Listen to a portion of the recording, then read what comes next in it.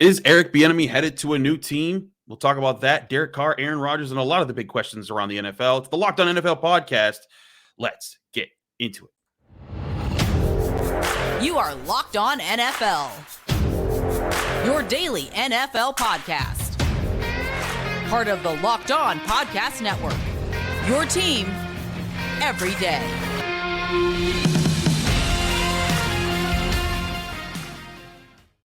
And welcome to the Friday edition of the Locked On NFL podcast. I'm your host, Chris Carter, here with my friend and filling in co-host today, Lauren Cox. We're going to be talking all things NFL. Remember, you can find the show on your favorite podcasting platform out there. Also, if you're watching this video on YouTube, like the video on YouTube, subscribe to this channel to get all of our daily Monday through Friday episodes of Locked On NFL, as well as all the bonus content and extra shows that we put on this channel. We thank everyone for checking us and making us your first listen of the day. Today's episode is brought to you by FanDuel Sportsbook. FanDuel, the official sportsbook partner of the NFL. Make every moment more by visiting FanDuel.com/lockedon today to get started. Lauren, the big news that is popping up all around the league today is the idea that Eric Bieniemy may finally be leaving the Chiefs, but not for a head coaching job, to be offensive coordinator for the Washington Commanders. And to me, I was like, how about a what? Because who in the right mind would leave Patrick Mahomes, 2 Super Bowl championships, to go to a franchise that has never in the past, in my life, since they were good in the 80s, been able to get out of its own way to be a good team, especially on offense? Yeah, I mean, I can see it. I can see both sides of the equation. It's like, one, why not just keep collecting rings for as long as this Chiefs potential dynasty that everyone wants to talk about now is going to go? And eventually Andy Reid's going to retire. And so make them choose to not have you replace Andy Reid at that point. But I also see Eric looking around and saying, well, I'm under Andy Reid's literally large shadow in Kansas City, and not getting enough of the recognition or credit for the large positive influence Bieniemy does have on that Chiefs offense. And if he can go to Washington, where there is a young quarterback that maybe Bieniemy does like, we don't know, but in Sam Howell, maybe he feels like that's his opportunity to show, hey, I can do this on my own. I am a very good offensive coordinator, and that's going to be my ticket to getting my own head coaching job somewhere else instead of just kind of waiting behind Andy Reid. No, I get that. But here's where then I have to ask questions, because then one of my theories that I was holding on to, because like there were a lot of people saying like, well, obviously black coaches don't get the same coaches as opportunities as white coaches, and that's a real thing that's been in the NFL. But I was like, well, wait a second. Eric Bieniemy's been the offensive coordinator of Patrick Mahomes and this offense that's been dominating football for a few years now, and I'm like, I'm pretty sure someone, if they think that he can incorporate some of the stuff that they're doing into their team, that they would kind of overlook that and make that happen. So my theory had been this whole time, what if Eric Bieniemy was kind of promised that whenever Andy Reid left, he'd be the guy. And he knew that whenever that happened, if it was going to happen soon, I think Andy Reid's in his 60s, that he would then inherit Patrick Mahomes. And why would you not hitch your train to that, or hitch your wagon to that train? But now we see that's not the case, because he's going to the Washington Commanders. And maybe it is your thing that they're trying to prove something. He's trying to prove that he could do it without Andy Reid and Patrick Mahomes. But then I wonder, the offensive coordinator position under Andy Reid has been something that has automatically guaranteed people head coaching jobs for the past few years. The last two to do it, Matt Nagy and Doug Peterson. Neither of them were coordinators, offensive coordinators for top 5 offenses. Granted, Patrick Mahomes wasn't there, but they didn't have to go somewhere else, and they didn't win Super Bowls. And it made me wonder, what's the difference now? Is there something? There's been rumors that he's not a good at the Eric Bieniemy's not a good interviewer, and there's been the anger management issues maybe that he's had to work with. But it's I look around at the league and I'm like, for all the people that have gotten shots like Adam Gase twice. Or, just and the emphasis on the twice there, because I thought Adam Gase was a weird hire the first time, but then he failed with his first team and was brought back the same time in the second time in the same division. And you could start going over, look at the Jaguars, what they just got out of with their situation. And now that they brought in Doug Peterson, and he's trying to get him back into the right side of things. But There's been several coaches that have just been wild cards that have been taking chances on. Look at what happened with Nathaniel Hackett. But Eric Bieniemy needs to prove himself more. That's where I'm just a little mind boggled. Like something else got to be going on there. Yeah, it's interesting because for a while, right, Eric Bieniemy was getting regular head coaching interviews, and it was like, oh, one of these jobs he's got to get. But I didn't watch super closely because my team wasn't hiring a head coach this year. But I don't remember Bieniemy getting any actual head coaching interviews this cycle around. Maybe there was one or two, but there have been previous years where it's like he interviews for 3 or 4 jobs or whatever and doesn't get them, or back-to-back years he's interviewing for these jobs. And it feels like the head coaching interviews have kind of dried up a little bit. And maybe that's him looking around saying, okay, I guess my Andy Reid Chiefs bump is running out and that's no longer getting me these opportunities. So I got to do something because I really want to be a head coach and I'm just not satisfied staying in this offensive coordinator role for the long haul. But even then, doesn't feel very fair to him and doesn't feel like he's gotten anywhere close to the same opportunities as a lot of those other coaches you talked about. I noticed all these coaches that have gone on and had multiple opportunities to fail, mostly white guys. I mean, most of the NFL coaches are always mostly white guys anyway, but especially the ones that get multiple chances to fail, whereas the guys like Jim Caldwell and Lovie Smith get fired from the Bears with Lovie Smith with a winning record and Caldwell from the Lions with a winning record. And those guys don't often get as many opportunities to fail as the white head coaches. And Brian Flores with back-to-back winning records, the only coach to do that for Miami since in the last 20 years. Now he has to go be a defensive coordinator after his year with the Steelers, where he helped them improve from being the worst run defense in the league to a top 10 run defending unit. I agree. It's a theme, and it's something that, you can't always just prove because you don't have the smoking gun of what was actually said in the room, but it continues to make you ask questions when it's like, why does that guy get a job who was clearly less successful than this guy over here? If these jobs are supposed to be on merit, there's a lot of questions there. But now Bieniemy goes to the Commanders, a franchise trying to turn things around again, because they're always trying to turn things around. Carson Wentz is the quarterback. You look at how they've kind of been this year, and how they've sort of broken things down. If you look at the spending that they have on offense right now, because of Carson Wentz, they're one of the more expensive offenses in the NFL. But if you take Carson Wentz out, which I could anticipate them doing, they drop down significantly into the bottom half of the league.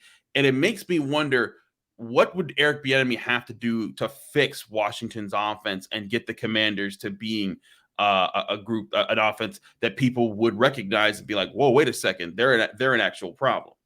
Yeah, we've seen they have some decent pieces, at least around the quarterback position. I mean, they got Taylor Heineke to look pretty darn good for a few different. They're good receivers, and McLaurin and Dotson and Curtis Samuel. You got Brian Robinson and Antonio Gibson in that backfield is a nice little combo there. And with a young quarterback like Sam Howell, I mean, he's a 5th round pick, so we're not setting high expectations there. But between he and Heineke, or maybe they're a dark horse team to add a veteran quarterback or even a higher drafted rookie this offseason. You never know whether they trade up in the draft or go after a Jimmy Garoppolo, a Derek Carr, a Trey Lance.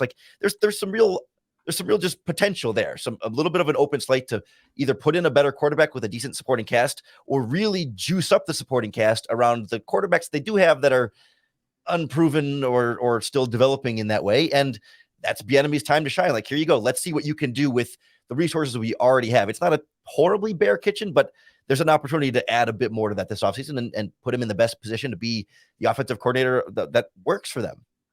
We'll see what Ron Rivera and that front office do to try to put them in a better position, because I do agree they certainly have pieces. I love Terry McLaurin. I think that he has the potential to become one of the best receivers in the NFL if he's not already considered in that group. I love the way that he plays. They went and got Jahan Dotson in the last NFL draft. You're right. And I like Brian Robinson Jr., Antonio Gibson as a pair. They need to put it together. And maybe the key is getting the quarterback that they need or developing the quarterback they need, as you were alluding to there.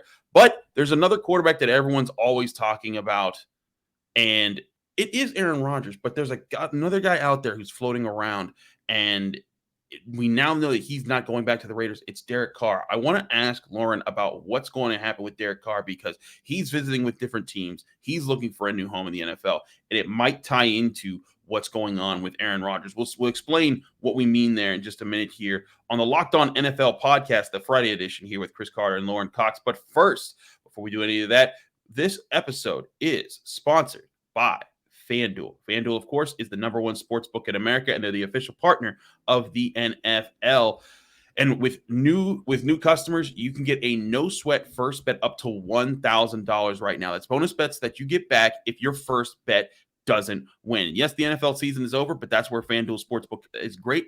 It covers all the sports. And on the FanDuel Sportsbook app, which you can download today, it's safe, secure, and super easy to use. And you can bet on anything from the money line to point scores to threes drained, anything that you want. FanDuel lets you make player prop bets and gives you so many options. Plus, FanDuel even lets you combine your bets for a chance at a bigger and better payout with a same game parlay. Don't miss the chance to get your no sweat first bet up to $1,000 in bonus bets when you go to FanDuel.com/lockedon. That's FanDuel.com/lockedon to learn more. Make every moment more with FanDuel, an official sports betting partner of the NBA.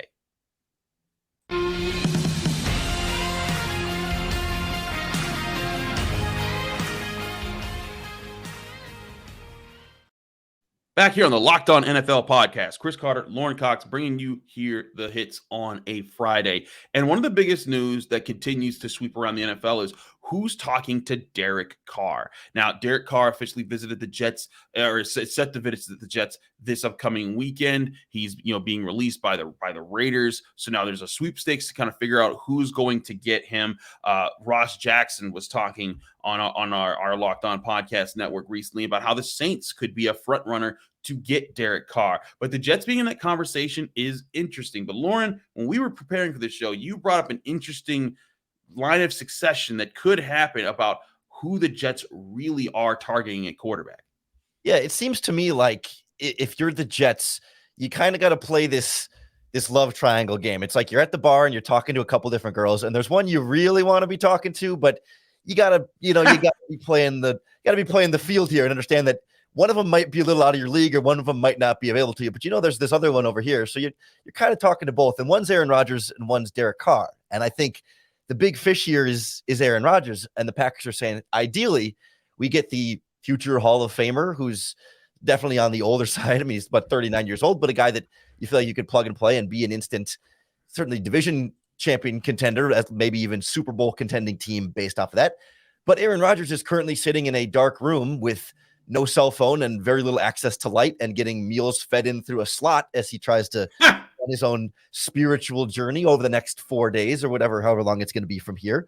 And so the Jets are kind of sitting there wondering what Rodgers is going to decide, and they have to be prepared in case Rodgers decides to retire or return to Green Bay or go to the Las Vegas Raiders or someone else. And so the Jets have to look around and say, okay, well, if Rodgers isn't there, what do we got? We're not going to do Zach Wilson and Mike White again. Like we need something different. So bring in Derek Carr, wine and dine him a little bit, gauge his level of interest, show your interest. Well, knowing in the back of your mind that you probably really do want Rodgers, but as soon as Rodgers is off the board, you go to Derek Carr and say, hey, we wanted you all along. That's why we called you first. That's why we brought you in. But I think they're going to try and delay Carr from signing anywhere for as long as possible until they can get an answer on Rodgers.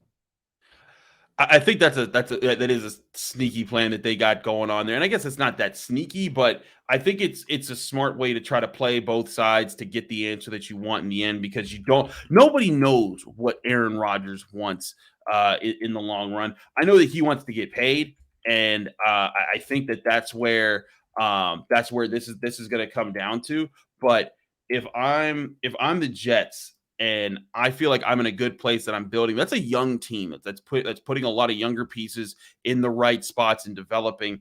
Part of me feels like I'd want a quarterback who wouldn't be about that kind of drama, because every year at the Packers have done everything by Aaron Rodgers. He's getting paid the money he wants. They've tried to get him stars. Yes, there's times I feel like they could have put more emphasis on wide receiver, but they've gave him competitive teams that he's gone out there and he's balled with over the years.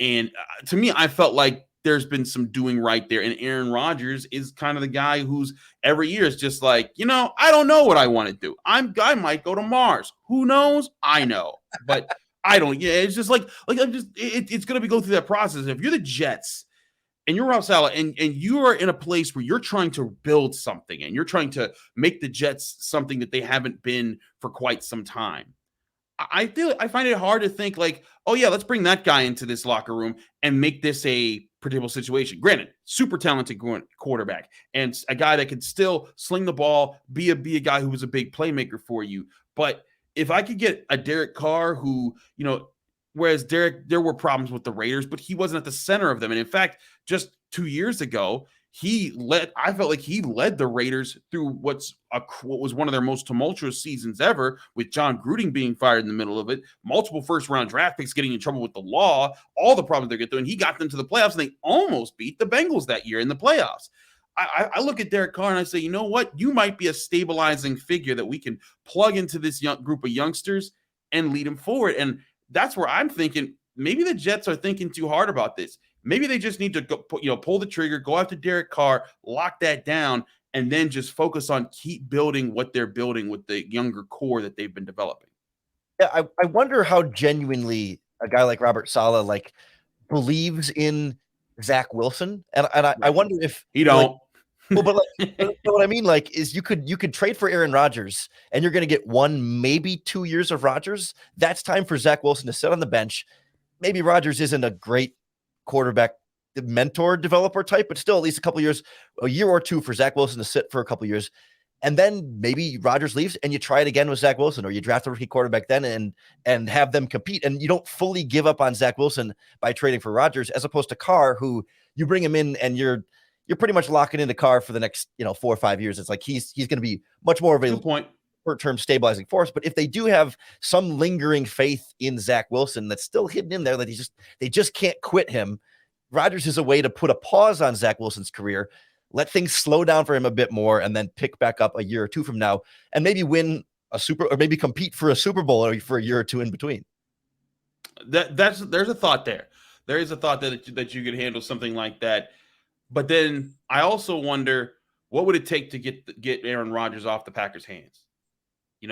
Versus if you just signed Derek Carr, as he'll be a free agent, maybe that would be easier there. But I feel you on that, because the Jets do want to find their quarterback in the future. They don't want to have to live off of someone else's veteran quarterback who's in their 30s or whether early or late 30s, and then in another either another 1 or 2 years they're moving on, or another 5 years they're moving on. But they want to find that guy that they can develop. They'll be in their 20s, and then they can especially enjoy what a lot of teams are enjoying right now, like the Bengals, who you have a really talented quarterback on a rookie contract, so that allows you to kind of invest elsewhere. And then while that quarterback that's on a rookie deal is excelling, you're also excelling by investing into bigger pieces around them to be a really competitive team. That seems to be a model that a lot of teams have won with.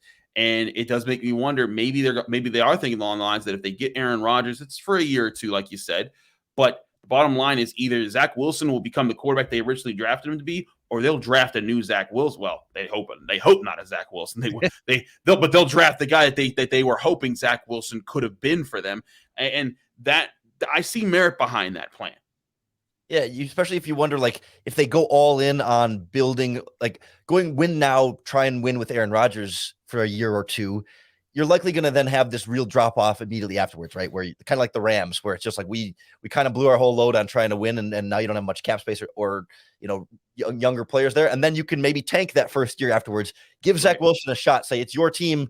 And if Zach Wilson does well, you're good to go. And if Zach Wilson does poorly, then you're drafting in the top 10, maybe in the top 5, and can go get that quarterback in the future. And maybe you won some fun ball games along the way. But I also question the other side of this, whether the potential headache of Aaron Rodgers in New York is also worth it for the Jets, and just the way he's been extra sensitive about his public image and the New York media being a part of that. I know Tiki Barber on his radio show recently said he doesn't think Aaron Rodgers would hold up in that New York media. And that it just seems like there's going to be a firestorm around Rodgers that you have to deal with, which is worth it if you think you can win football games. But is that what's in the real best interest of your team? Do you really feel like Rodgers puts you in the Super Bowl, or does Rodgers put you in the divisional round of the playoffs? Do you need a little bit more beyond Rodgers at this stage of his career? That's what the questions the Jets really need to ask themselves. Does Rodgers make it worth all of this? Is he still at the stage of his career where he's really going to be that big difference maker? Or would we be better, as you were saying, building it a little bit more organically and taking advantage of better value and not having to give up draft capital to go get Aaron Rodgers, just sign Derek Carr instead? No, I hear you on that. Those are all big questions. Let's look closer at the Aaron Rodgers situation there and what's going on with the Packers and whatever direction it might end up in, because that is always a wild story every offseason, and every offseason it finds a way to get wilder. We'll talk about that in just a minute here on the Locked On NFL podcast. Don't go anywhere. Chris Carter and Lauren Cox breaking things down. But first, we got to talk to you guys about Ultimate Football GM, one of our great sponsors, and a great game that you need to play right now. If you're one of those people out there who loves to talk about this kind of stuff, GM moves, trades, draft picks, this is the game for you. Ultimate Football GM is your chance to become an NFL manager in the game. You can name your team, give your team new colors. You can put the city that they're in. You can develop the team. You can hire coaches, fire coaches, trade players, do everything that you could imagine to just manage the team day to day, not just before the season, but then even during the season, how they're going through games. And seasons can roll by as fast as 5 minutes if you simulate them fast enough. You can play this game really fast, and all you're trying to do is build your dynasty, win championships. Can you win championships? I won 19 championships in 25 seasons, and it only took about a week and a half to play to get through those. If you want to play the game, go check it out right now at ultimate-gm.com, or by downloading the app in your app store on your mobile device. You can play the game completely for free, and it's playable offline and on the go. So again, go get the Ultimate Football GM app, and Locked On NFL listeners get a 100% free boost to their franchise by just using the promo code Locked On, all capital letters, all one word, Locked On, in the game store of Ultimate Football GM. Again, that's Locked On in the game store. But to download the game, visit ultimate-gm.com or look it up in your app stores. That's ultimate-gm.com. Ultimate Football GM. Start your dynasty today.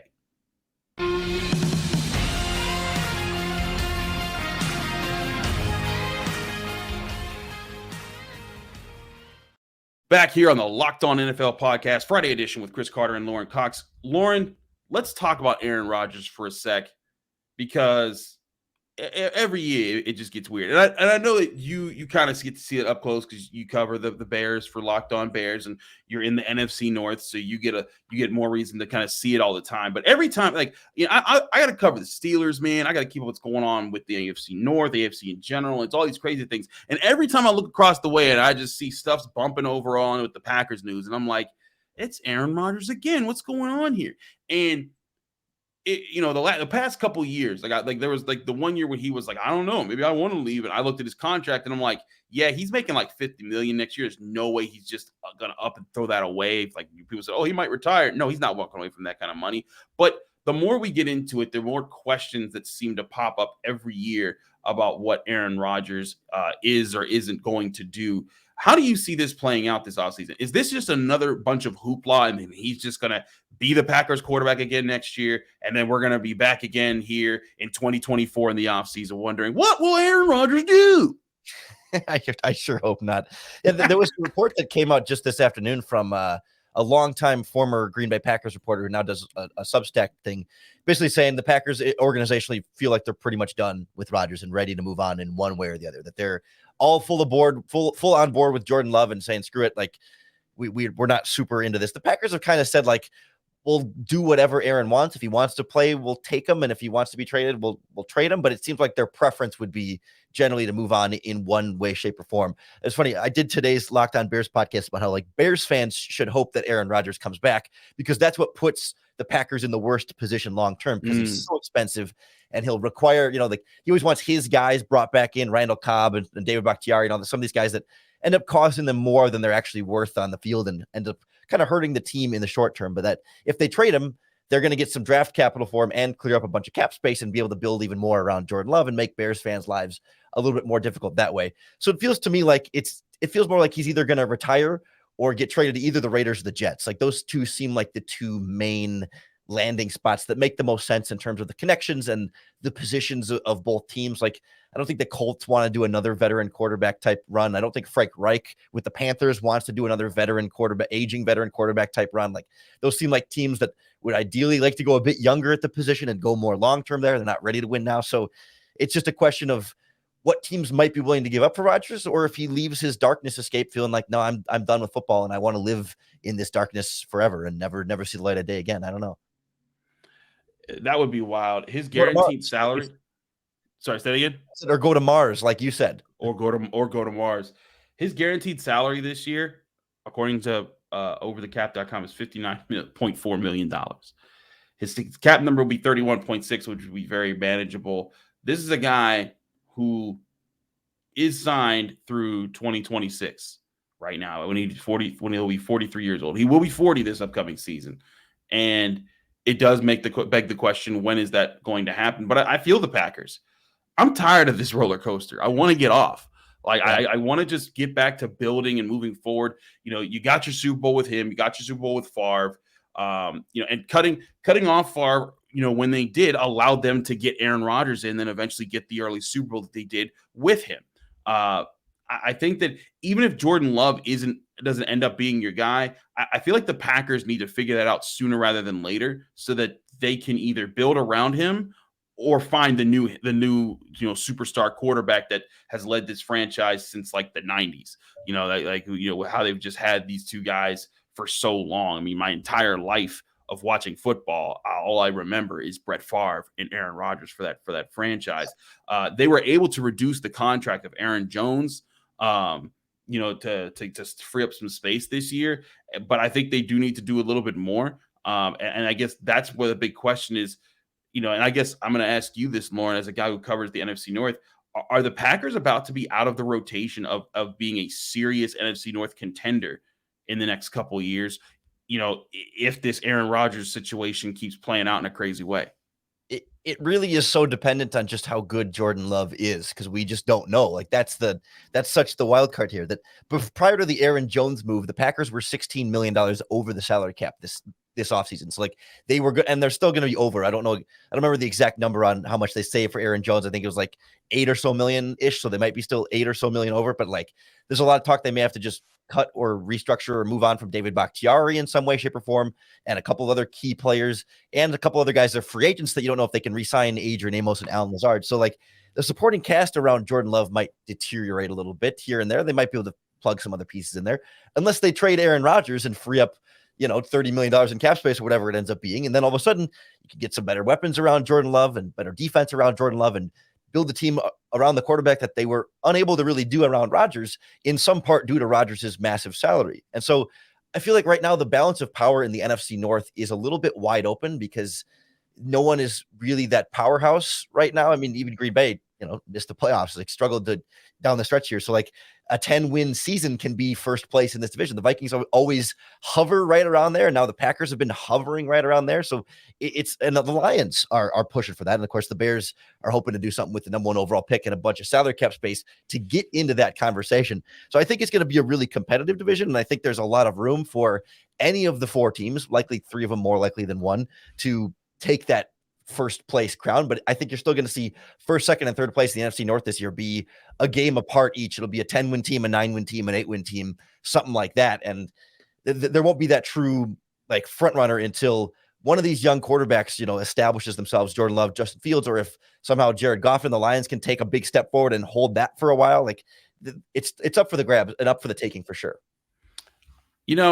I'd be irresponsible if, as a host, and I had the host of Locked On Bears, to not ask, are the Bears trading Justin Fields? Because that is the question that's going to be asked for quite some time until they don't trade Justin Fields, because I just don't think there's any way they do that. But what is the Bears' move with the top overall pick? Do they use it on, one of these superstar defensive players that everyone sees at Will Anderson or Jalen Carter, one of those guys? Or do they trade down, they try to amass picks to say, hey, let's build around Justin Fields right now? So unless the Bears are pulling off a masterful smokescreen, unlike we've never seen before, they are not going to trade Justin Fields. I've been trying to emphasize that as much as I can to everybody who ever asks, because we were down at the Senior Bowl 2 weeks ago or 3 weeks ago now, whatever it was. And there was a night I was out at one of the local watering holes down and about, and there were some Bears personnel in that local watering hole. And it gets to be about 1:30 in the morning after a night of some beverage consumption. And out of that bar walks Albert Breer of Sports Illustrated, talking with a prominent, easily recognizable member of the Bears organization. And they've been talking all night. They stumble home to their hotels. The next morning, Albert Breer reports that the Chicago Bears are planning to move forward with Justin Fields as their quarterback. They do not intend to trade him and are looking to trade down the number 1 overall pick. So unless that very prominent easily recognizable, I'm not going to reveal his source, but member of the Bears organization was just lying to Albert Breer and been lying to people just to build up this trade value, they're going to keep Justin Fields. They're going to likely trade down from the number 1 overall pick and get as much as they can. Hopefully pit 2 of these quarterback needy teams against each other, the Texans, the Colts, the Panthers, and maybe the Raiders if they don't get Aaron Rodgers. Get somebody to move up that far, grab a bunch of draft picks, build around Justin Fields and do whatever they can with him. And then if Justin Fields fails a couple of years from now, presumably you've built a really strong team around the quarterback position, kind of like the Jets, like we were talking about, and then you could plug and play in a new quarterback there 2 or 3 years from now. I hear you. That's going to be very interesting to see what the Bears do. The NFC North could be a wild place this offseason. We'll see how it plays out. But this has been the Friday edition of the Locked On NFL podcast. Lauren, thanks so much for joining me here. Let people know they can find you, follow you, get more of your work. Of course, you can hear me 5 days a week on the Locked On Bears podcast, on Twitter at Cox Sports One. It's like Fox Sports One, but with a C. And occasionally filling in on the Locked On NFL podcast. Appreciate everyone tuning in. Absolutely. Thanks so much, Lauren, for joining us. I'm Chris Carter, host here on the Locked On NFL podcast. We'll be back next week with your boy Q, breaking things down on another Friday. You can follow me on Twitter and Instagram at Carter Critiques. You can listen to me and watch me just like you watch Lauren with Locked On Bears. I host Locked On Steelers Monday through Friday. We all do our thing at the Locked On Podcast Network, your team every day. You can also read me at the Pittsburgh Post-Gazette, where I cover all things Pitt athletics, getting you ready if you want to know about some of those prospects heading into the NFL draft. That's where I'll be doing a lot of work there. So check us out there. We'll be back again next week, and the Locked On NFL podcast will return Monday. Stay tuned, and we'll see you then.